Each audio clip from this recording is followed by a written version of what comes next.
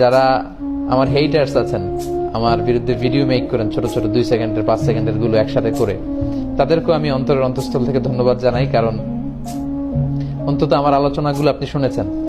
আমার শত শত ঘন্টা ভিডিও না শুনলে আপনি এই 10 সেকেন্ডের 5 সেকেন্ডের ভিডিও বানাতে পারতেন না। তার মানে আমার আওয়াজ আপনার কানে পৌঁছেছে, আপনার ঘরে পৌঁছেছে। আপনি যখন ভিডিওগুলো বাজিয়ে শুনছিলেন, আপনার স্ত্রী, আপনার সন্তান, আপনার কাছের লোকেরা হয়তো শুনেছে। আলহামদুলিল্লাহ যে আমার কথাগুলো পৌঁছে গিয়েছে আপনাদের কাছে। সো আমার এই ফ্রি পাবলিসিটির জন্য আপনাদেরকে ধন্যবাদ। তবে সম্মান দেওয়ার মালিক হচ্ছে আল্লাহ। যারা এই ভিডিওগুলো বানিয়েছেন তাদের প্রতি আমার একটা ছোট্ট অনুরোধ, যে কারোর প্রতি বিদ্বেষী হয়ে এ জাতীয় কাজ যদি আমরা করে থাকি, তাহলে এটা কখনোই সুফল বয়ে আনবে না। যেখানে আমাদের দেশে এত কাদা ছড়াছড়ি, ইসলাম নিয়ে এত বিভাজন, এক এক টিভি চ্যানেলে লোকজন এক এক ধরনের ফতোয়া শুনে বিভ্রান্ত হয় যে এই হুজুর বলে এইটা, ওই হুজুর বলে ওইটা, উনি এই পথে, উনি এই মতে, আমি যাব কোন পথে। সো আমরা মানুষকে আসলে মিসগাইডেড না করি। আমরা একজন মানুষের ভালো ভালো দিকগুলোকে যদি এপ্রিসিয়েট করার সুযোগ হয়, সেটার জন্য আমরা করি।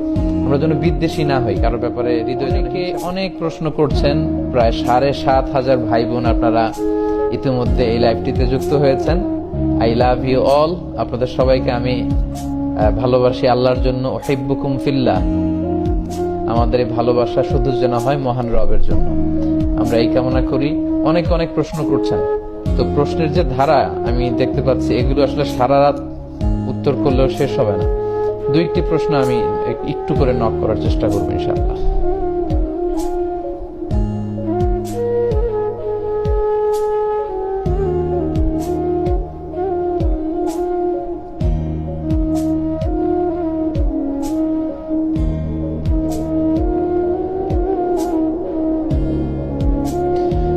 আপনি আপনার মতো আগান, ওই ভাইদের আমরা আপন মনে করলো। আচ্ছা, যাই হোক, আমরা প্রত্যেককে ভাই মনে করি।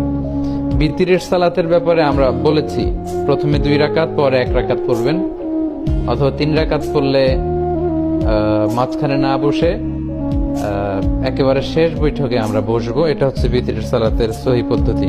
আমরা এভাবে পড়ার চেষ্টা করবো ইনশাআল্লাহ।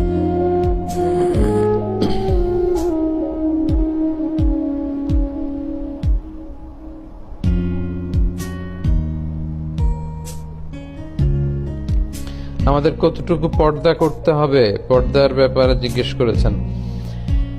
জি, নারীদের ব্যাপারে যেমনি আল্লাহ চোখকে নিম্নগামী করতে বলেছেন, পুরুষদেরকেও নিম্নগামী করতে বলেছেন। তবে নারীদের পর্দাটা বেশি। নারীদের পর্দার ক্ষেত্রে ওনাদের দেহের পোশাক ঢিলেঢালা হতে হবে।